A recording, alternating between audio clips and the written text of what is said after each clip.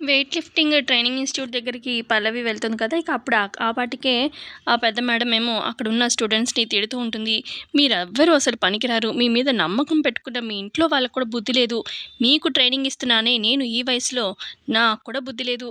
అసలు మీరు ఎందుకు పనికిరారు అని చెప్పి అలా తిడుతూ ఉంటే పల్లవి చూస్తూ ఏంటి ఈ పెద్దావిడ పొద్దున్నే ఇంత ఇదిగా తిడుతున్నారు. ఇంత ఫైర్ మీద ఉన్నారేంటి? ఏమైనట్టో అని చెప్పి చూస్తూ ఉంటుంది పల్లవి. ఇక అందులో ఉన్న ఒక స్టూడెంట్ మేడం పల్లవి వచ్చింది అనగానే ఇక పెద్దావిడ చూసి రామ్మ పల్లవి రా నీ గురించి చూస్తున్నాను అని చెప్పి పల్లవి మీద కూడా సీరియస్గా మాట్లాడుతూ ఉంటుంది. ఏమైంది మేడం అనగానే ఏంటి ఏమైందనేది నేనే చెప్పాలా నీకు? ఫోన్ చేసింది నేనే కదా! ఆ! నీకు ఫోన్ చేశానంటే నీతో మాట్లాడాలనే కదా! లేదంటే పక్కన వాళ్ళకి చేసేదాన్నిగా అని చెప్పి ఆ పెద్దావిడ అంటూ ఉంటే ఇక పల్లవి అక్కడ ఉన్న స్టూడెంట్స్‌తోని సైగలు చేస్తూ ఉంటుంది. ఏమైంది అన్నట్టుగా. ఇక పెద్దావిడ చూసి ఏంటి వాళ్ళని సైగలు చేసి అడుగుతున్నావు? ఆ! అసలా ఎందుకు మేడం వీళ్ళందరిని తిడుతున్నారు అని చెప్పి పల్లవి అడుగుతుంది. వీళ్ళంతా నీకన్నా ముందు జాయిన్ అయ్యారు. కానీ ఏ ఉపయోగం లేదు. వీళ్ళకన్నా వెనక జాయిన్ అయ్యావు. నువ్వే ఎంతో కొంత బెటరు. మొన్న 2 వీక్స్‌లో వెయిట్ లిఫ్టింగ్ పోటీలు నీ పేరిచ్చాం కదా! అనగానే అవును మేడం. ఆ విషయం ఏమైంది? సెలెక్ట్ అయ్యానా? అవ్వలేదా? అవ్వలేదంటారా? అని చెప్పి పల్లవి అడుగుతూ ఉంటే, అదే ఆ విషయమే చెప్పడానికి ఫోన్ చేసి నేను రమ్మన్నాను. వాళ్ళు నిన్ను సెలెక్ట్ చేసుకున్నారు అని చెప్పి అనగానే, మరి ఈ విషయం అంత కోపంగా ఎందుకు చెప్తున్నారు మేడం అని చెప్పి పల్లవి అంటూ ఉంటే, ఇక పెద్దావిడ ఒక్కసారిగా గట్టిగా నవ్వుతుంది. ఊరికే ఇలా చెప్తే ఎలా ఉంటుందా అని చెప్పి జస్ట్ ట్రై చేశానంతే. నువ్వు సెలెక్ట్ అయ్యావు. ఇప్పటిదాకా నువ్వు ఎంత ఇదిగా ప్రాక్టీస్ చేశావో దీనికి డబుల్, ట్రిపుల్ టైమ్స్ నీ ప్రాక్టీస్ ఉండాలి. ఇంకా 2 వీక్సే టైం ఉంది. ఓకేనా? నిన్ను నిన్ను ఎగతాళి చేసి, తక్కువ చేసి మాట్లాడే వాళ్ళందరికీ నువ్వు సమాధానం చెప్పాలి గెలిచి. నీ మీద కూడా మేము చాలా హోప్స్ పెట్టుకున్నాము అని చెప్పి ఈ పెద్దావిడ చెప్తూ ఉంటే, అవును మేడం. నేను గెలిచి మా ఇంట్లో వాళ్ళందరి ముందు నేను తలెత్తుకొని నించోవాలి మేడం. మీరు నా మీద పెట్టుకున్న హోప్స్ నేను అస్సలు వమ్ము కానివ్వను. నేను గెలిచి చూపిస్తాను అని చెప్పి ఇక పల్లవి కూడా చెప్తూ ఉంటుంది. ఇక ఆ తర్వాత చరణ్ తన రూమ్‌లో కూర్చొనుంటాడనమాట బెడ్ మీద. ఇక చుట్టూ ఈ ఫ్యామిలీ మెంబర్స్ అందరూ నించుంటారు. ఇటు అక్షిత, సుమలత, సాన్వి అలాగే ఇటు ప్రసాదరావు, బామ్మ, చంటి అందరూ ఉంటారనమాట. ఇక అప్పుడే పల్లవి కూడా వస్తుంది. ఇక అడుగుతాడు చంటి, "ఒరేయ్ అన్నయ్య బాగా నొప్పిగా ఉందా? ఎలా ఉంది నీకు?" అని చెప్పి అనగానే, "ఎలా ఉందేంట్రా? నీకు నా బాధ రియల్‌గా తెలియాలంటే నిన్ను కూడా గుడికి తీసుకెళ్ళి శూలం పెట్టి నేలకి మీద పొడవాలి. అప్పుడు కానీ తెలీదు. ఎలా ఉందంటే ఎలా ఉంది" అని చెప్పి అంటూ ఉంటాడు చరణ్. అప్పుడు అక్కడున్న చంటి అంటాడు, "అదేంటన్నయ్య నాకెందుకు గుడికి తీసుకెళ్ళి శూలం పొడుస్తారు? నేనేమన్నా మోసాలు చేశానా? లేదంటే నా జాతకంలో దోషాలున్నాయా? అలాంటివి నాకేం లేవుగా" అని చెప్పి అనగానే అప్పుడు అక్కడున్న అక్షిత, "అసలు ఇదంతా కావాలని బావగారిని ఇంత ఇదిగా ఇబ్బంది పెట్టారు. అసలు దోషాలు అవి ఇవి ఉన్నాయని చెప్పి కావాలని చేసినట్టే అనిపిస్తుంది" అని చెప్పి అంటూ ఉంటుంది అక్షిత. అప్పుడు బామ్మ, "ఏంటే ఏమంటున్నావు? నేనెందుకు కావాలని చేస్తాను? ఆ! నాకేం పని లేదనుకుంటున్నావా? అసలా గుళ్ళో పంతులు గారు ఆ దోషం వీడికుందని చెప్పి వాడే అలా పరిహారం చేయాల్సొచ్చింది. అదే నాకుందని చెప్పుంటే ఆ శూలాన్ని నేలకి కాదు నా గుండెల్లో గుచ్చుకునేదాన్ని. నాకు చరణ్ అంటే అంత ఇష్టం. ఏం పల్లవి?" అని చెప్పి అనగానే, "అంతే కదా బామ్మగారు" అని చెప్పి అంటూ ఉంటుంది పల్లవి. ఇక అక్కడున్న ప్రసాదరావు కూడా, "అసలా ఏం మాట్లాడుతున్నావు అమ్మాయి? మా అమ్మకి చరణ్ అంటే ఎంత ఇష్టం తెలుసా? చిన్నప్పటి నుంచి వాడిని దగ్గరుంచి వాడిని పెంచింది. వాడికి మంచి జరగాలనే మా అమ్మ చూస్తుంది ఎప్పుడైనా ఏ విషయంలో అయినా" అని చెప్పి అంటాడు ప్రసాదరావు కూడా. అప్పుడు పల్లవి అంటుంది, "అయినా ఇదంతా కూడా చరణ్‌కి దోషాలుండబట్టే కదా ఇదంతా చేసింది" అనగానే, "ఆహే! ఆపుతారా లేదా? అసలు నా జాతకంలో ఎటువంటి దోషాలు లేవు, ఏమీ లేవు" అని చెప్పి, "అసలు ఇదంతా" అని చెప్పి వాళ్ళ అమ్మని చూసి చెప్పబోతూ ఉంటాడు చరణ్. "ఏంట్రా దోషాలు లేవంటున్నావేంటి? పంతులు గారు ఉన్నాయనే కదా చూపించుకోమన్నారు. అసలు ఆ దోషాల వల్లే కదా ఎంగేజ్‌మెంట్ కూడా మనం ఆపుకుంది. లేదంటే ఎంగేజ్‌మెంట్ ఎప్పుడో అయిపోయేది కదా! ఈ పాటికి పెళ్లి డేట్ కోసం కూడా చూసుకునేవాళ్ళం మనం" అని చెప్పి ప్రసాదరావు అంటూ ఉంటే, "ఆ!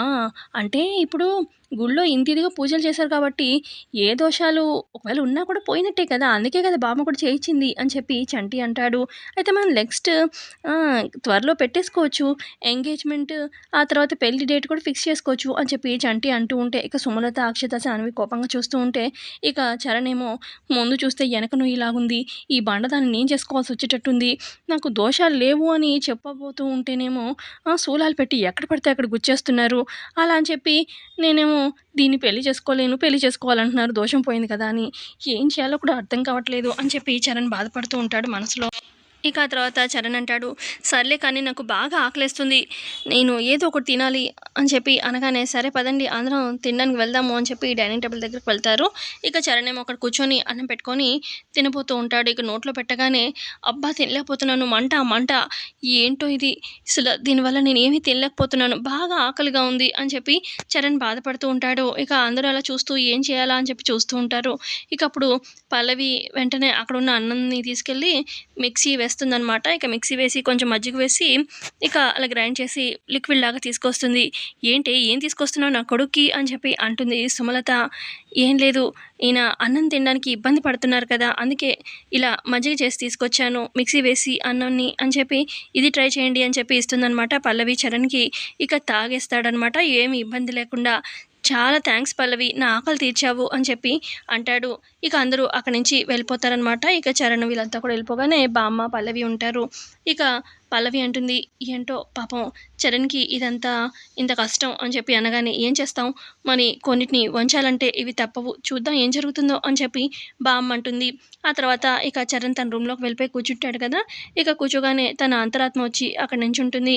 ఇక అప్పుడు ఏంటి ఏంటి బాస్ ఏంటి అలా ఉన్నావు అని చెప్పి అంతరాత్మ అంటూ ఉంటే, బాబు బాస్ నువ్వు వెళ్ళిపో ఇక్కడి నుంచి, ఏం వద్దు నాకు అనగానే, అదేంటి అలా అంటావు నేను నీ అంతరాత్మని అని చెప్పి అనగానే, మొన్నేమో పాము వచ్చింది, ఆ తర్వాత ఏమో అమ్మవారు వచ్చారు, ఇప్పుడు నువ్వు వస్తున్నావు, ఎవ్వరు ఏదో ఒకటి చెప్పి నాకు ఇబ్బంది తెస్తున్నారు, ఏమీ వద్దు అనగానే, అది కాదు నీకు ఒక విషయం గుర్తు చేద్దామని వచ్చాను, ఇందాకేంటి భోజనం చేసి థ్యాంక్ యూ పల్లవి అని చెప్పావు, ఏంటి ఏం జరుగుతుంది మనసులో, పల్లవి వైపు టర్న్ అవుతున్నట్టున్నావు, చూసుకో అని చెప్పి అంటూ ఉంటే అంతరాత్మ అప్పుడు చరణ్, చిచి నేను పల్లవి వైపు టర్న్ అవడం ఏంటి, అంత లేదు, తను నా ఆకలి తీర్చింది అందుకే థ్యాంక్ యూ చెప్పాను అనగానే, లేదు లేదు నువ్వు మెల్లమెల్లగా నీకు తెలియకుండానే పల్లవి వైపు టర్న్ అయిపోతున్నావు, తనంటే నీకు చాలా ఇష్టం ఉంది, అదేంటో ముందు నువ్వు నీ మనసుని అంటే నన్ను క్లారిఫై చేసుకో, లేదంటే తర్వాత ఇబ్బందులో పడతావు అని చెప్పి అంతరాత్మ మాయమైపోతూ ఉంటే, ఇక అప్పుడు చరణ్, నిజంగా పల్లవి అంటే నేనేమైనా టర్న్ అయిపోతున్నాను తన వైపు, చిచిచి లేదు లేదు అని చెప్పి అనుకుంటూ ఉంటాడు చరణ్.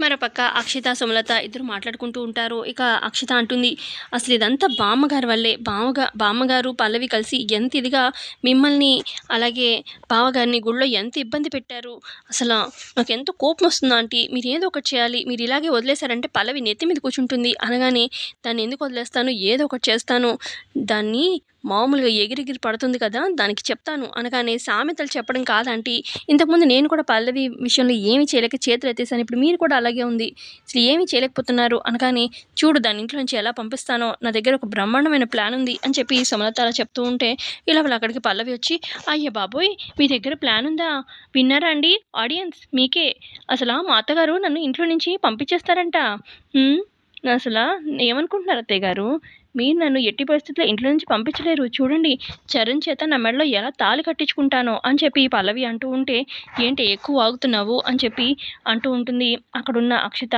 ఎక్కువ వాగేదేంటి, నేను జరిగేదే చెప్తాను, నేను నీలాగా డమ్మీని కాదు అని పల్లవి అంటుంది. ఏంటి నేను డమ్మీనా అని అక్షిత అంటూ ఉంటే, ఆడియన్స్ పోల్ పెడితే అదే వస్తుంది ఆన్సర్ అని చెప్పి, ఏంటండి అంతే కదా అని చెప్పి మనల్ని అడుగుతూ ఉంటుంది పల్లవి. ఈవిడంటే కొంచెం వర్తైన క్యాండిడేటే, నువ్వు మాత్రం డమ్మీవే అని చెప్పి అంటూ ఉంటుంది పల్లవి. ఇక ఆ తర్వాత పల్లవి అంటుంది, చూడండి అత్తయ్య గారు, మీరు ఎంత ఏది చేసినా చరణ్ని పెళ్లి చేసుకునేది నేనే అనగానే, చూడు నా కొడుకుని నేను నీకు ఎట్టి పరిస్థితిలో దక్కనివ్వను, నేను భువనకిచ్చే పెళ్లి చేస్తాను అని చెప్పి సుమలత అంటూ ఉంటే, అంత లేదు మేము చూస్తామంటూ ఉంటావా ఏంటి, పెళ్లి జరుగుతూ ఉంటే అందరి ముందు నేను చరణ్తో పెళ్లి చేసుకుంటాను, మీలాగా చాటుమాటుగా ఏమీ చేయను, ఏదైనా డైరెక్టే, చూస్తూ ఉండండి అని చెప్పి పల్లవి అక్కడి నుంచి, త్వరలో మా పెళ్లి జరగబోతుంది, అతి త్వరలోనే చూస్తూ ఉండండి అని చెప్పి పల్లవి అక్కడి నుంచి వెళ్ళిపోతుంది. ఇక నెక్స్ట్ డే ఉదయాన్నే అందరూ కాలేజ్కి వెళ్తూ ఉంటారనమాట. ఇక చరణ్ కూడా కాలేజ్కి వస్తాడు. ఇక ఫ్రెండ్స్ ఏమో, హాయ్ రా ఇదిగో జామకాయ అని చెప్పి ఇస్తారు. ఇక అది దానికి ఉప్పు కారం ఉందని చూసుకోకుండా చరణ్ తినేస్తాడనమాట. ఇక తెలంగాణ గట్టిగా అబ్బా అబ్బా అని చెప్పి గట్టిగా అరుస్తూ ఉంటే, ఇక చంటి అక్షిత ఇటు పల్లవి వీళ్ళంతా వస్తారు. అయ్యో ఏమైంది బావగారు అని చెప్పి అడుగుతూ ఉంటే, జామకాయ తిన్నాడు అనగా, జామకాయ స్వీట్గానే ఉంటుంది కదన్నయ్య అని చెప్పి చంటి అంటాడు. అవును బావగారు, జామకాయ తిని అరవడం ఏంటి అనగానే, దానికి ఉప్పు కారం రాశారు, మామూలు జామకాయ కాదు అని చెప్పి చరణ్ చెప్తాడు. కారం కారం అని చెప్పి అల్లాడిపోతూ ఉంటే, ఇక పల్లవి స్వీట్ బాక్స్ తీస్తుంది తన బ్యాగ్లోంచి, చరణ్ తిను అనగానే గబగబా తినేస్తాడనమాట. అమ్మయ్య ఇప్పుడు కారం ఆగింది అని చెప్పి అంటాడు పల్లవితోని. ఇక ఆ తర్వాత బెల్ మోగుతుందనమాట కాలేజ్కి. ఇదేంటి ఈ టీ బెల్ మోగింది. మీటింగ్ ఉన్నట్టుంది కాలేజ్‌లో. పదండి వెళ్దాము అని చెప్పి అందరు స్టూడెంట్స్ మీటింగ్ హాల్‌కి వెళ్తారనమాట. ఇక కాలేజ్‌లో కల్చరల్ యాక్టివిటీ గురించి ఏదో మీటింగ్ పెడతారనమాట సుమలత వాళ్ళు. సో, ఇంతే అండి ఇవాల్టి ఎపిసోడ్‌లో జరిగింది. నచ్చితే లైక్ చేయండి. Thanks for watching.